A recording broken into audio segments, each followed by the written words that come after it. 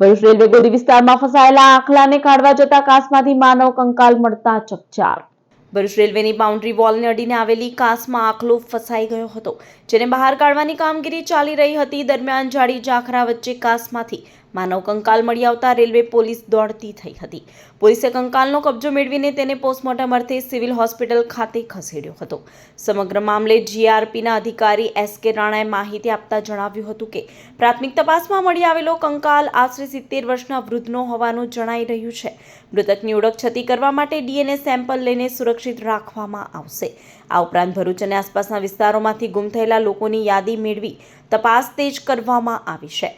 આ કંકાલ અંગે હાલમાં કોઈ બીમાર, બેઘર, ભિક્ષુક કે નશાની લતે ચડેલી વ્યક્તિ હોવાની પણ આશંકા સેવાઈ રહી છે।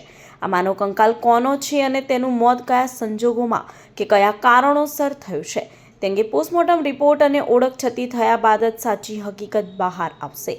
હાલ પોલીસે અકસ્માતે મોતનો ગુનો નોંધી આગળની કાર્યવાહી હાથ ધરી છે।